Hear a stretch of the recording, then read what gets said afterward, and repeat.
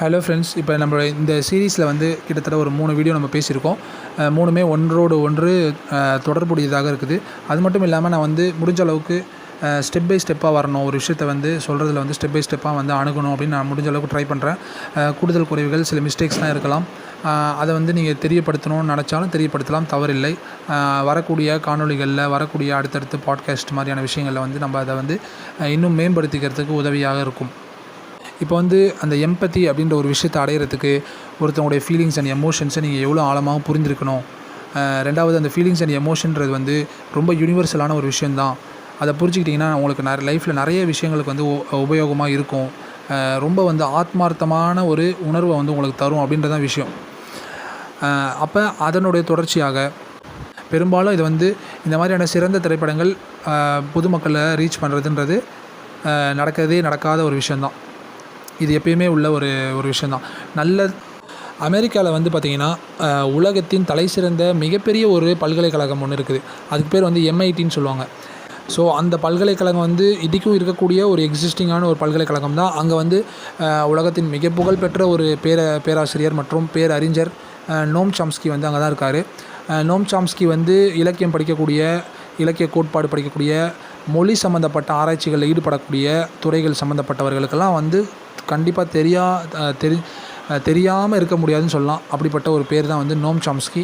கிட்டத்தட்ட ஒரு 95 வயதை நெருங்கி கொண்டிருக்கக்கூடிய ஒரு நபர், ஒரு மிக புகழ்பெற்ற ஒரு நபர். இப்போ இந்த வீடியோவில் வந்து முடிஞ்ச அளவுக்கு அவரை பற்றி ஒரு சின்ன தகவலை மட்டும் சொல்லிவிட்டு நான் கிராஸ் பண்ணணும்னு நினைக்கிறேன்.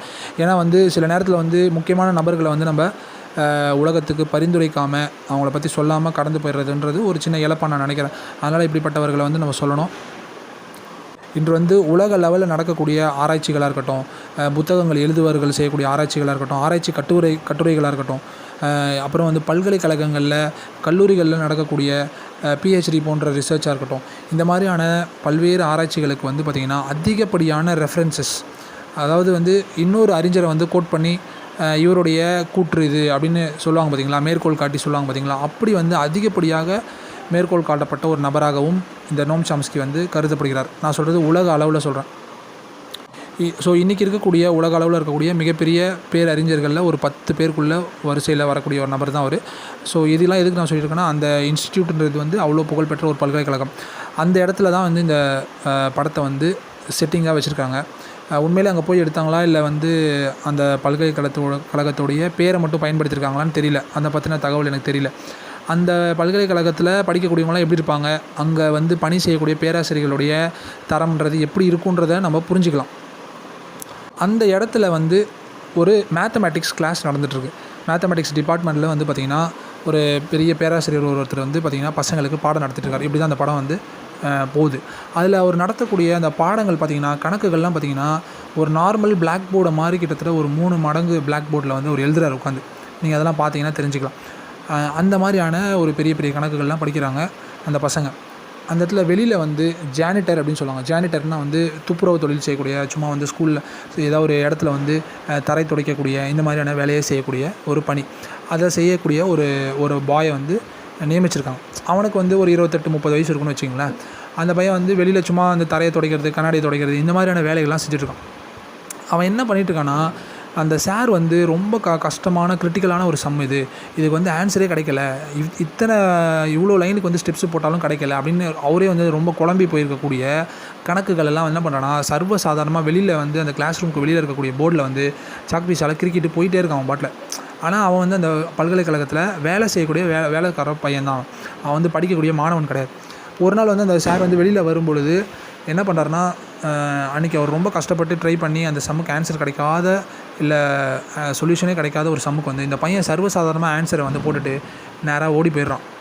அவனை வந்து சத்தம் போட்டு கூப்பிட்றாரு, இங்கே வாப்பா, என்னப்பா நீ இருக்குண்ணே அப்படின்னு சொல்லிட்டு சம் பார்க்கும்போது ஆச்சரியமாகறாரு. என்னடா அது இப்படி போட்டிருக்கான் அந்த சம் அப்படின்னு சொல்லிட்டு சத்தம் போட்டு கூப்பிட்றாரு. அந்த பையன் வேகமாக ஓடிடுறான்.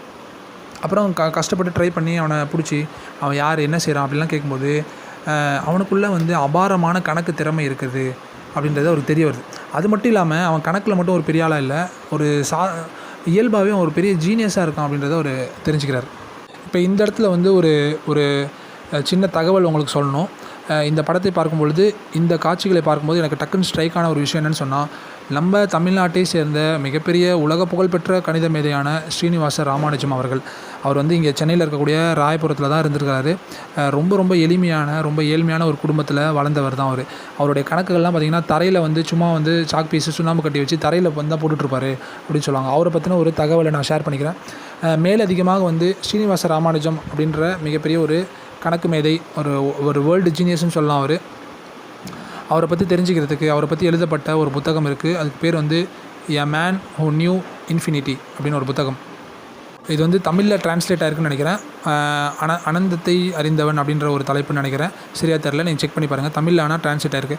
இந்த படமும் பார்த்திங்கன்னா, இந்த புத்தகமும் பார்த்திங்கன்னா இது வந்து ஒரு அடாப்டேஷன் ஆகிருக்கு. அதாவது ஒரு நல்ல வாழ்க்கை வரலாறு அப்படின்லாம் இருக்குன்னா அது வந்து யாரோ ஒருத்தவங்க திரைப்படமாக எடுப்பாங்க.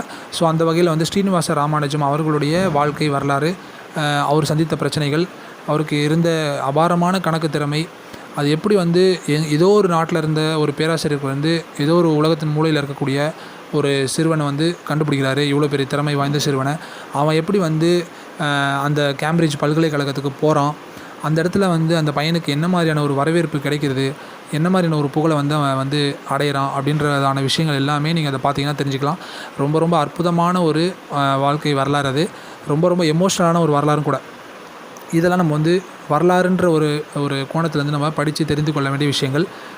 சரி, நம்ம மறுபடியும் வந்து இந்த படத்தினுடைய கதைக்கு வந்துடலாம். இந்த பேராசிரியர் வந்து இந்த பையனை கூப்பிட்டு, இவனோட பிரச்சனை என்ன, இவ்வளோ திறமை வச்சுருக்கேப்பா, எனக்கே வந்து இந்த சம்மை வந்து போட முடியல, ஆனால் நீ எப்படி இந்த மாதிரி இவ்வளோ ஈஸியாக வந்து சம்மை போட்டு போயிட்ட, நீ ஏன் வந்து இங்கே படிக்கக்கூடாது, உனக்கு காசு வந்து தடையாக இருக்குன்னா நான் வந்து காசை கொடுக்குறேன் வா, உன்னை வந்து நான் மென்டார் பண்ணுறேன் வா, நான் வந்து என் காசெல்லாம் செலவு பண்ணி உன்னை படிக்க வச்சு உன்னை பெரிய ஒரு ஜீனியஸாக மாற்றுறேன் அப்படின்னு அவர் மெனக்கட்டு கிடக்கிறாரு, கிட்டத்தட்ட கெஞ்சுறாருன்னு சொல்லலாம். ஆனால் அந்த பையன் வந்து வரமாட்டேன் போயான்ற மாதிரி சொல்லிட்டு ரொம்ப உதாசீனமாக வந்து போயிடுறான். அப்போ என்ன பிரச்சனைனே புரிய மாட்டேங்குது. என்னடா அவன் இவ்வளோ திறமை வச்சுக்கிட்டு ஏன் சாதாரணமாக வந்து தரையை தொடச்சிட்டு இருக்கான் அப்படின்னு சொல்லிட்டு ஒரு யோசிச்சுட்டு அவனுடைய வாழ்க்கையை வந்து பின்தொடர்ந்து போகும்போது அவனுடைய லைஃப் ஸ்டைல்லேருந்து அவனுக்கு நிறைய அதிர்ச்சிகரமான விஷயங்கள்லாம் புரியுது. ஏன்னா அந்த பையன் வந்து பார்த்திங்கன்னா ரொம்ப ஒரு புவர் பேக்ரவுண்டில் வாழ்ந்துட்டுருக்கான். அவனுக்கு அப்பா அம்மா யாருமே இல்லை. அவன் ஒரு தனி வீட்டில் ஒரு சின்ன ரூம், ஒரு அறைக்குள்ளே வாழ்ந்துட்டுருக்கான். அந்த அறை ஃபுல்லாக பார்த்திங்கன்னா புத்தகங்களாக இருக்குது. பல்வேறு தலைப்புகளில் அவன் படித்து தள்ளியிருக்கான். அது மட்டும் இல்லாமல் ஒரு சில காட்சிகள் அவன் எப்படி படிக்கிறான்றதுலாம் வரும். அதில் வந்து பார்த்திங்கன்னா கடன்னு வேகமாக ஒரு புத்தகத்தை படிச்சுட்டு தூக்கி போட்டுட்டு அடுத்தது எடுப்பான், கையில் வேகமாக எடுப்பான் அடுத்தது. ஸோ அந்த அளவுக்கு வந்து அவ்வளோ ஸ்பீட் ரீடிங் அவன்கிட்ட இருக்குது, விஷயங்களை ஆழமாக உள்வாங்கிக்கிறான். ஸோ இப்படிப்பட்ட ஒரு ஜீனியஸ் தான் வந்து பார்த்திங்கன்னா சாதாரணமாக ஒரு தரை துடைக்கக்கூடிய வேலையை செஞ்சுட்ருக்கான். இதுக்கான பின்புல காரணங்கள் பார்த்திங்கன்னா, அவன் சின்ன வயசில் சந்தித்த வாழ்க்கை சார்ந்த நெருக்கடிகள் ரொம்ப அதிகம். குறிப்பாக அப்யூசஸ். அவங்களுடைய அப்பா வந்து ஒரு ஆல்கஹாலிக்காக இருந்திருக்காரு, அதாவது குடிகாரராக இருந்திருக்காரு. அவர் அவங்க அம்மாவை போட்டு அடிக்கிறது, இந்த பையனை போட்டு அடிக்கிறது, இந்த மாதிரியான தொந்தரவுகள்லாம் செய்யும்போது அது அவன் மனதை வந்து பெரிய அளவில் பாதிச்சிருக்கு. இந்த மாதிரியான ஒரு சூழலில் வளர்ந்த ஒரு பையனாக இருக்கிறனால நிறைய சைக்காலஜிக்கல் காம்ப்ளெக்ஸஸ், நிறைய சிக்கல்கள், பிரச்சனைகள்லாம் அவன் மண்டைக்குள்ளே இருக்குது. அதனால் என்ன பண்ணுறான்னா, அவனும் வந்து கிட்டத்தட்ட வன்முறைகளை வந்து ஒரு பக்கம் மனசுக்குள்ளே சுமந்துக்கிட்டே இருக்கிறான். ஒரு பக்கம் கணக்கு போடுறது, இந்த மாதிரி தரை துடைக்கிறது, கிடைச்ச வேலை ஏதோ ஒன்று செய்கிறது அப்படின்லாம் செஞ்சால் கூட, இன்னொரு பக்கம் பார்த்திங்கன்னா அதர் சைடு வந்து பார்த்திங்கன்னா அங்கங்கே கேங்கில் சேர்ந்துக்கிட்டு பசங்களோட சேர்ந்துக்கிட்டு சண்டை போடுறது, ரோட்டில் அடிதடியில் ஈடுபடுறது, இந்த மாதிரியான விஷயங்கள்லாம் அவன் அடிக்கடி செஞ்சுக்கிட்டே இருக்கான். அவனுக்கு வந்து எதை பற்றியுமே ஒரு கேர் இருக்க மாதிரி தெரில. அவன் லைஃப் வந்து ஜஸ்ட் லைக் தட், அப்படின்னு நான் என் போகிற போக்கில் நான் போயிட்டுருக்கேன், அப்படி பண்ணிகிட்ருக்கான். ஸோ இப்படிப்பட்ட ஒரு சூழலில் இந்த பையனை எப்படி மீட்டெடுத்து இவனை வந்து உலகத்துக்கு வந்து தெரியப்படுத்தணுமே அப்படின்னு அந்த பேராசிரியர் வந்து போராடுறாரு. ஆனால் அவரால் முடியல, இந்த பையன் வரமாட்டான். அப்போ என்ன நினைக்கிறான்னா, இவனுக்கு வந்து நல்ல ஒரு கவுன்சிலிங் ஒன்று கொடுப்போம், ஒரு உளவியல் நிபுணரை கூட்டு வந்து, ஒரு மிக புகழ்பெற்ற அமெரிக்காவில் புகழ்பெற்ற ஒரு நிபுணரை கூட்டு வந்து பேச வச்சோன்னு சொன்னால் இந்த பையன் வந்து சரியாகி மாறி வந்துடுவான். அப்போ என்ன செய்கிறாருன்னா வந்து நிறைய காசு செலவு பண்ணி பெரிய சைக்காட்ரிஸ்ட்டு, அப்புறம் வந்து இந்த கவுன்சிலிங் பண்ணுவாங்க பார்த்திங்களா, சைக்காலஜி கவுன்சிலிங் பண்ண அந்த மாதிரியான புகழ்பெற்ற ஆட்கள்லாம் கூப்பிட்டுறாரு அவர். அவங்கெல்லாம் வந்து பார்த்திங்கன்னா அவங்களோட நடக்கக்கூடிய உரையாடலாம் நீங்கள் பார்த்தீங்கன்னா தான் புரியும், எந்த இடத்துல அவங்க வந்து தவறுறாங்க, எந்த இடத்துல வந்து அவங்க மிஸ்டேக் பண்ணுறாங்க. நான் வந்து எல்லாருமே அப்படி தான் செய்கிறாங்கன்னு நான் சொல்ல வரல, இல்லாட்டி அந்த மாதிரி செய்கிறவங்கள குறை சொல்வதற்கு என்னோடய நோக்கம் கிடையாது. அதில் வந்து எந்த இடத்துல அவங்க வந்து ஒரு தோல்வியை தழுவுறாங்க, இல்லை எந்த மாதிரி இடத்துல அவங்க வந்து சில டிஃபிகல்ட்டிஸை வந்து ஃபேஸ் பண்ணுறாங்க அப்படின்றத பற்றி சொல்கிறது தான் நான் சொல்கிறேன். இதில் வந்து ஒவ்வொருத்தரும் வரும்பொழுது அவன் எப்படி ரெஸ்பான்ஸ் பண்ணுறான் அதை நீங்கள் பார்த்தீங்கன்னா ரெண்டு பேர்த்துக்குமான அந்த கனெக்ஷனில் எவ்வளோ பெரிய கேப் இருக்குது அப்படின்றத நீங்கள் புரிஞ்சிக்கலாம். அப்போ வெறுமனே நான் வந்து ஒரு நிறைய திறமை வாய்ந்த நான் உளவியல் நிபுணர், எனக்கு எல்லாமே தெரியும், நான் வந்து இன்னொருத்தன் லைஃப் அப்படியே மாற்றிட போகிறேன் அப்படின்னு வந்தால் மட்டுமே உங்களால் வெற்றி பெற்ற முடியுமா அப்படின்னு கேட்டால் முடியாது அப்படின்றது அந்த இடம் உங்களுக்கு புரிய வைக்கும். சில பேர் வந்து உனக்கு ஏதோ ஒரு பெரிய பிரச்சனை இருக்குப்பான்ற மாதிரியான ஒரு டோனில் தான் பேச ஆரம்பிப்பாங்க. அதாவது நீ நிறைய பிரச்சனைகளோடு இருக்கிற, நிறைய சிக்கல்களோடு இருக்கிற, நான் வந்து உன்னை சரி பண்ணுறதுக்காக வந்திருக்கிறேன் அப்படின்ற மாதிரி ஒரு டோனில் தான் பேச ஆரம்பிப்பாங்க. இது வந்து அவனுக்கு சுத்தமாக பிடிக்கவே பிடிக்காது. அவன் வந்து ரொம்ப கேர்லெஸ்ஸாக, கிட்டத்தட்ட ரொம்ப இன்டிஃப்ரெண்ட்டாக, அதாவது ஒரு உணர்ச்சியே இல்லாமல் இவரை வந்து ஒரு பொருட்டாகவே கண்டுக்காத மாதிரி தான் வந்து பதில் சொல்லுவான். அதாவது எப்படின்னா, நீ யார் என்னுடைய வாழ்க்கையை மாற்றுறதுக்கு? என்னுடைய வாழ்க்கையில் உன்னை மாற்றணும்னு சொல்லி நான் கூப்பிட்டேனா? நீலாம் எனக்கு தேவையில்லை அப்படின்ற மாதிரியான ஒரு கண்ணோட்டத்தில் தான் வந்து அவன் பதில் கொடுத்துட்ருப்பான். அவன் வந்து என்னடா இந்த பையன் இந்த மாதிரி வெறுத்து போய்ட்டு எந்திரிச்சு போயிடுவாங்க. இப்படி கிட்டத்தட்ட ஒரு 3-4 பேர் வந்துடுவாங்க. இந்த 3-4 பேருமே ஏன் தோல்வி அடைஞ்சாங்கன்னு பார்த்தீங்கன்னா, இவங்க எல்லாத்தையுமே டிஃப்ரெண்ட்டான ஆட்டிடியூட் இருக்கும். சில பேர் வந்து இவனை ஒரு மோசமான ஒரு பிராணியை போல் பார்ப்பாங்க. இவன் வந்து ஏதோ ஒரு மோசமான ஒரு ஆள் மாதிரி, நான் தான் என் வாழ்க்கைக்கு ஒளியேற்ற வந்திருக்கிறேன் அப்படின்ற மாதிரி நினைப்பாங்க. அவங்கள உதாசீனப்படுத்துவாங்க. சில பேர் வந்து ரொம்ப சிம்பத்தி காட்டுவாங்க. அதாவது தம்பி ரொம்ப கவலைப்படாதப்பா, உன்னோட வாழ்க்கையில் நிறைய பிரச்சனை இருக்குது, அதை நான் வந்து எப்படியாவது சரி பண்ணி வச்சிட்றேன் அந்த மாதிரியான டோனில் பேசுகிறாங்க. அதுவுமே தோற்றுரும். இவங்க யாருமே வந்து அவனுடைய வாழ்க்கைக்குள்ளே போய் பார்க்கணும், அவனுடைய இடத்துலேருந்து இந்த விஷயங்கள் எல்லாம் பார்க்கணும் அப்படின்னு நினைக்கவே மாட்டாங்க. அதனால் அவங்கெல்லாம் தோற்று போவாங்கன்னு சொல்லலாம். இப்போ வந்து ரொம்ப வெறுத்து போய் என்ன பண்ணுவார்னா, இவங்க எல்லாருமே தோற்று போயிட்டாங்க, சரி எனக்கு தெரிந்த நண்பர் ஒருத்தர் இருக்கார், அவர் வந்து ஒரு சாதாரண ஒரு ஆள் தான், நான் போய் அவரை ட்ரை பண்ணி பார்க்குறேன் அப்படின்னு சொல்லிட்டு இந்த பையனை வந்து கூப்பிட்டு வந்து அந்த ப்ரொஃபஸர் வந்து நினைப்பார். இவர் யார்கிட்ட கூப்பிட்டு போகிறாரோ அந்த நபரும் வந்து இன்னொரு ப்ரொஃபஸர். இவர் வந்து கணக்கு துறைன்னு சொன்னால் அவர் வந்து வேறு ஒரு துறை சார்ந்த ஒரு ப்ரொஃபஸராக இருப்பார். இலக்கியம் சம்மந்தப்பட்டதோ இல்லை வேறு ஏதோ ஒரு கலை சம்மந்தப்பட்ட ஒரு துறையோடைய ப்ரொஃபஸராக இருப்பார். அவர் எந்த காலேஜில் ஒர்க் பண்ணுறாருனா அது ரொம்ப சாதாரண ஒரு ஒரு மாட்ரேட்டான ஒரு காலேஜ் தான். இவர் அளவுக்கு ரொம்ப புகழ் வாய்ந்த ஒரு பல்கலைக்கழகமோ காலேஜெல்லாம் கிடையாது. ஸோ அந்த இடத்துக்கு போயிட்டு என்ன பண்ணுவாங்க, ஃபைனலாக ஒரு ட்ரை பண்ணி பார்ப்போம், இத்தனை பேர் பெரிய ஆளுங்கள்லாம் தோற்றுட்டாங்க, கடைசியில் ஒரே ஒரு ஆப்ஷன் மட்டும் என் ஃப்ரெண்டுக்கிட்ட ட்ரை பண்ணி பார்க்கலாம் அப்படின்னு சொல்லிட்டு போவார். அந்த இடங்கள்லாம் வந்து பார்த்திங்கன்னா உங்களுக்கு நிறைய விஷயங்களை புரிய வைக்கும். இவர் போய் அவர்கிட்ட பேசக்கூடிய அந்த கணங்கள்லாம் இருக்குது பார்த்திங்களா, இவர் அவரை எப்படி பார்க்குறாரு அப்படின்றதெல்லாம் நிறைய விஷயம் உங்களுக்கு புரிய வைக்கும். அதாவது நான் வந்து எங்கேருந்து வந்திருக்கிறேன், நான் வந்து MITலேருந்து வந்திருக்கேன், நான் ஒரு பெரிய ஆள், நீ சாதாரண ஒரு காலேஜில் ஒரு சாராக இருக்கிற, பெருசாக வந்து அந்த காலேஜோடைய இன்ஃப்ராஸ்ட்ரக்சர் கூட அந்தளவுக்கு பெருசாக இல்லை, அந்த மாதிரி ஒரு இடத்துல தான் இருக்கிறேன்ற ஒரு டோனில் தான் பேசுவார். சரி பரவாயில்ல, சும்மா ட்ரை பண்ணி பார்ப்போமே அப்படின்றதுக்காக போயிருப்பார். ஆனால் அந்த இடத்துல தான் வந்து அந்த நபர் யாருன்னு பார்த்தீங்கன்னா ராபின் வில்லியம்ஸ் அப்படின்றவர். ராபின் வில்லியம்ஸ் வந்து இந்த மாதிரியான நல்ல சிறந்த கதாபாத்திரங்களில் நடித்த ஒரு மிக புகழ்பெற்ற ஒரு நபர். ராபின் வில்லியம்ஸ் வந்து பார்த்திங்கன்னா அங்கே பேராசிரியராக இருப்பார். அவர் இந்த பையனை வந்து நான் வந்து கவுன்சிலிங் கொடுக்குறேன் அப்படின்னு பொறுப்பை எடுத்துப்பார். அதுக்கப்புறம் இவங்களுக்கான இந்த செஷன்ஸ் வந்து ஸ்டார்ட் ஆகும். ஒவ்வொரு நாளும் எத்தனை மணிக்கு நம்ம 2 பேரும் சந்திக்கணும், அந்த ஆஃபீஸில் வந்து எந்த நேரத்தில் சந்திக்கணும் அப்படின்ற அந்த அப்பாயின்மெண்ட்லாம் ஃபிக்ஸ் ஆகும். இப்போ இந்த கவுன்சிலிங் எப்படி நடக்குது அப்படின்றது தான் இந்த படம். தொடர்ந்து வந்து பார்த்திங்கன்னா ஒவ்வொரு நாளும் இவங்க 2 பேரும் சந்திப்பாங்க, பேசுவாங்க. ஆனால் ராபின் வில்லியம்ஸ் அப்படின்ற அந்த கேரக்டர் வந்து எப்படி அப்ரோச் பண்ணார் அப்படின்றத நினச்சி பார்க்கும்போது ரொம்ப ஆச்சரியமாக இருக்கும். நமக்கு நிறைய லெசன்ஸ் இருக்குது இதில் அப்படின்னு சொல்லலாம். ஏன்னா ஒரு இடத்துல கூட வந்து ராபின் வில்லியம்ஸ் வந்து இந்த இடத்துல நான் வந்து உன்னுடைய க்யூர் பண்ண போகிறேன், உன் லைஃப்பில் உன் பிரச்சனைகளை வந்து நான் சரி பண்ண போகிறேன், நான் தான் உன் வாழ்க்கைக்கு வந்து ஒளியேற்ற வந்த ஒரு ஆள் அப்படின்ற மாதிரிலாம் எந்த ஒரு டோனுமே இருக்காது. அவர் என்ன செய்வார்னா, தன்னுடைய வல்னரபிலிட்டிஸ் எல்லாத்தையுமே அப்படியே காட்டுவார். அதாவது தனக்குள்ளே இருக்கக்கூடிய பலகீனங்கள், தனக்குள்ளே இருக்கக்கூடிய பிரச்சனைகள், தான் லைஃப்பில் சந்தித்த பிரச்சனைகள் எல்லாத்தையுமே ஓப்பனாக ஷேர் பண்ண ஆரம்பிப்பார். நீங்கள் கவனிக்கணும், இந்த இடம் தான் வந்து எம்பத்தின்ற ஒரு விஷயம். அந்த பையனை வந்து எப்பா நீ வந்து உன் வாழ்க்கை நிறைய பிரச்சனை இருக்குது, உன் வாழ்க்கை நான் சரி பண்ண போகிறேன், நீ நிறைய பிரச்சனையோடு இருக்கிற, அந்த மாதிரிலாம் எதுவுமே கிடையாது.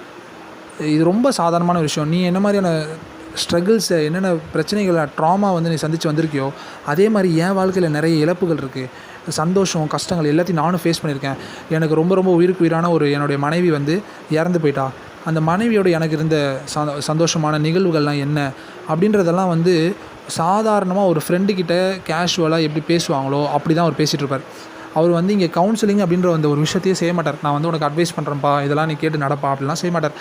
என் வாழ்க்கையில் நான் என்னெல்லாம் சந்திச்சிருக்கேன், எவ்வளோ அரிய தருணங்கள்லாம் நான் கடந்து வந்திருக்கேன் அப்படின்றத வந்து ரொம்ப கேஷுவலாக ஒரு ஃப்ரெண்டுக்கிட்ட பேசினா எப்படி பேசுவாங்களோ அப்படி தான் பேசுவார். அப்போ இப்படி ஆரம்பிக்கும் பொழுது தான் அந்த பையன் என்ன பண்ணுவான்னா, லைட்டாக இன்ட்ரெஸ்ட் காட்ட ஆரம்பிப்பான். இப்போ நீங்கள் கவனிக்கணும், எடுத்தோடனே வந்து டக்குன்னு டாக்டர் நீங்கள் தான் எல்லாமே அப்படின்னு சொல்லிட்டு அந்த பையன் உடனே தன்னை ஒப்படைக்க மாட்டான். ஆனால் அவனுக்கு ஒரு இன்ட்ரெஸ்ட் வரும். இந்த நபருடைய அப்ரோச் டிஃப்ரெண்ட்டாக இருக்குது, இது முன்னாடி எல்லாரும் அப்ரோச் பண்ணது வேறு மாதிரி இருந்துச்சு, ஆனால் இவர் வந்து ரொம்ப சாதாரணமாக ஒரு ஃப்ரெண்டுக்கிட்ட பேசுகிற மாதிரி தான் பேசுகிறாரு, எதுவுமே கட்டாயப்படுத்தலை. நீ இந்த டைமுக்கு கண்டிப்பாக வந்தாகணும், நான் வந்து உனக்கு ட்ரீட்மெண்ட் கொடுக்க போகிறேன் அப்படிலாம் கிடையாது. நம்ம சும்மா வா, நம்ம 2 பேரும் பேசலாம், கிளினிக்கில் உட்காந்து பேசலாம், இல்லாட்டி நம்ம எங்கேயாவது வெளியில் வந்து ஒரு பீச் பக்கத்தில் உட்காந்து பேசலாம், ஒரு ஏரி பக்கத்தில் உட்காந்து பேசலாம் அப்படின்ற மாதிரி கேஷுவலாக அவங்க வந்து விரும்புகிற இடத்துல வந்து என்ன பண்ணுவாங்கன்னா பேசிகிட்டு இருப்பாங்க. அது இந்த பேச்சுன்றது வந்து பார்த்திங்கன்னா ஒரு ட்ரீட்மெண்ட் மாதிரிலாம் இருக்காது. அவர் தன்னுடைய வாழ்க்கையில் நடந்த அனுபவங்களை எல்லாத்தையும் ஷேர் பண்ணுவார். அப்போ கொஞ்சம் கொஞ்சமாக அந்த பையன் என்ன பண்ணுவான்னா இவரை நோக்கி வருவான், தன்னுடைய பிரச்சனைகளை கொஞ்சம் கொஞ்சமாக சொல்ல ஆரம்பிப்பான். இப்போ இதெல்லாம் வந்து பார்த்திங்கன்னா நீ பார்க்கும்போது தான் புரியும். எடுத்தோடனே அவன் சொல்ல மாட்டான். ரொம்ப இறுக்கமாக என்ன பண்ணுவான்னா அவன் வந்து டைட்டாக தன்னுடைய ரகசியங்கள் இல்லை தன்னுடைய வாழ்க்கையில் நடந்த பிரச்சனைகள், கஷ்டங்கள், அதிர்ச்சிகள் இதெல்லாம் எதுவுமே சொல்லக்கூடாது அப்படின்னு சொல்லிட்டு என்ன பண்ணுவான்னா தன்னுடைய அறிவாளித்தனத்தை மட்டுமே காட்டிகிட்டு இருப்பான். அவன் படித்த விஷயங்கள், அவனுக்கு என்னென்ன விஷயங்கள்லாம் பெரிய புலமை இருக்குது, என்னென்ன சப்ஜெக்ட்லலாம் அவனுக்கு பெரிய நாலேஜ் இருக்குது அப்படின்றத மட்டும்தான் அவன் வந்து காட்டிகிட்டே இருப்பானே தவிர அவனுடைய ஆழ் மனதில் உறைந்திருக்கக்கூடிய பிரச்சனைகளை எதுவுமே வந்து வெளியில் காட்ட மாட்டான். இப்படி தான் வந்து அந்த செஷன்ஸ் வந்து போயிட்டுருக்கும். கடைசியில் வந்து ஒரு குறிப்பிட்ட கட்டத்தில் வந்து பார்த்திங்கன்னா அந்த பையனோடைய ஆழ் மனதின் அடி ஆழத்தை வந்து ராபின் வில்லியம்ஸ் கேரக்டர் வந்து டச் பண்ணிடுவார். அந்த பையன் வந்து அந்த இடத்துல உடஞ்சி போயிடுவான்னா வந்து அவன் தன்னை முழுமையாக ஒப்படைப்பான். தன்னுடைய பிரச்சனைகள், தன்னுடைய கஷ்டங்கள், தன்னுடைய கடந்த காலங்கள் எல்லாத்தையுமே வந்து ஓப்பனாக சொல்ல ஆரம்பிப்பான். எவ்வளோ பிரச்சனைகளை சந்திச்சு வந்திருக்கேன், அதெல்லாம் சேர்ந்து தான் என் மனசை எப்படி டிஸ்டர்ப் பண்ணியிருக்கு அப்படின்றத அவன் சொல்ல ஆரம்பிப்பான். அந்த இடங்கள்லாம் ரொம்ப அற்புதமான ஒரு இடமா இருக்கும். இது நீங்கள் வந்து ஒரு திரைப்படம்னு சொல்ல முடியாது. இது ஒரு வாழ்க்கையில் நடக்கிற விஷயங்களை அப்படியே தான் வந்து ஆராய்ச்சி பண்ணி அதை வந்து உள்வாங்கி எடுத்துருக்குறாங்க. அதில் வந்து ஒரு இடம் வரும், ஒரு காட்சி வரும். அதில் வந்து ஒரு புகழ்பெற்ற ஒரு ஓவியருடைய ஓவியத்தை பற்றி பேசிகிட்டு இருப்பார். ராபின் வில்லியம்ஸ் வந்து ஒரு ஓவியரை பற்றி பேசிகிட்டு இருப்பார். அவருடைய ஓவியங்களை பற்றி பேசுவார். அந்த பையன் என்ன செய்வான்னா ரொம்ப சாதாரணமாக அந்த பெயிண்டிங்கை பற்றி எனக்கு எல்லாமே தெரியுன்ற மாதிரியும் சொல்லுவான். அந்த பெயிண்டிங் குறித்தான தகவல்கள் எல்லாத்தையுமே சொல்லுவான். இது இந்த மாதிரியான ஓவியம், இது இந்த காலத்தில் வரையப்பட்டது, அதுக்கு பின்னாடி இது அர்த்தம் இருக்குது அப்படின்றத ரொம்ப வந்து ஒரு மெமரியிலேருந்து சர்வசாதாரணமாக சொல்லிகிட்டு இருப்பான். அப்போ வந்து அவர் ஆச்சரியப்படுவார், இவனுக்கு வந்து பெரிய அறிவு திறமை இருக்க தான் செய்யுது. அப்போ அவர் என்ன சொல்கிறாருன்னா, எப்பா நீ வந்து இந்த ஓவியத்தை பற்றி நிறைய தெரிஞ்சிருக்கு, ஆனால் நீ இது எதுவுமே உணரலை, நீ இதை வந்து ஃபீல் பண்ணல. ஒரு கலைப்படைப்பை வந்து நீ ஃபீல் பண்ணாமல் நீ உன் மூளையில் மட்டும் தகவலாக தான் வச்சுருக்கிற. அப்போ வந்து உன்னால் உணர முடியல அப்படின்னு ஒரு இடம் சொல்லுவாங்க. அது ரொம்ப முக்கியமான ஒரு இடம். அந்த பையன் வந்து யோசிப்பான், நம்ம அறிவுக்கு நம்ம நிறைய வேலை கொடுத்துக்கிட்டே இருக்கோம், ஆனால் நம்மளுடைய உணர்வுகள் வந்து வேறு ஒன்றா இருக்குது, அது வேறு ஒரு ட்ராக்கில் இருக்குது, அதுக்குள்ளே நிறைய ரகசியங்கள் புதைஞ்சு கிடக்குது, அது வந்து நம்ம அப்படியே க்ளோஸ் பண்ணி மூடி வச்சுருக்கிறோம், அது நம்ம யார்ட்டையும் ஓப்பன் பண்ணல அப்படின்றது அந்த பையனுக்கு புரியும். அதை வந்து அந்த டாக்டர் எப்படி புரிஞ்சுக்கிட்டாரு, உணர்ந்துக்கிட்டாரு அப்படின்றது அவனுக்கு ரொம்ப ஷாக்கிங்காக இருக்கும். ஸோ இப்படி தான் போயிட்டுருக்கும். கடைசியில் பார்த்திங்கன்னா 2 பேத்துக்கும் நல்ல ஒரு அண்டர்ஸ்டாண்டிங் ஏற்பட்டிருக்கும். அவன் வந்து என் வாழ்க்கையில் வந்து இது வரைக்கும் சந்தித்த நபர்களில் என் மேலே இவ்வளோ அக்கறை கொண்ட, இவ்வளோ எம்பத்தியாக, அதாவது இன்னொருத்தர் என் இப்போ கஷ்டத்தை உணர்ந்து தன்னால் ஏதாவது செய்ய முடியும்னு முயன்ற ஒரு ஆளை வந்து நான் இப்போ தான் சந்திச்சிருக்கேன் அப்படின்னு சொல்லிட்டு அந்த படம் நிறைவேறும். அவன் வந்து தன்னுடைய மென்டாராக, அதாவது என்னுடைய வாழ்க்கைக்கான ஒரு டீச்சராக அவங்கள நான் ஏற்றுக்கிறேன் அப்படின்ற மாதிரி அந்த ரிலேஷன்ஷிப் முடியும். ரொம்ப அழகான ஒரு சூப்பரான ஒரு விஷயத்தை வந்து சொல்லக்கூடிய ஒரு படம். இதில் எம்பத்தி எப்படி ஒர்க் ஆகுது, இது வந்து ஏதோ ஒரு காலகட்டத்தில் ஏதோ ஒரு ஸ்பேஸில் வந்து எடுக்கப்பட்ட ஒரு படமாக இருந்தாலும் யாருக்காக இருந்தாலும் பொருந்தக்கூடிய ஒரு விஷயங்கள், படிப்பினைகள் இதில் இருக்குதுன்னு சொல்லலாம். ஸோ இதை நான் இந்த இதில் ரெக்கமெண்ட் பண்ணிவிட்டு, இதில் ராபின் வில்லியம்ஸோடைய ஒரு முக்கியமான ஒரு ஹைலைட்டான ஒரு இடம் இருக்குது, அதை பற்றி நான் அடுத்த இதில் நான் சொல்கிறேன்.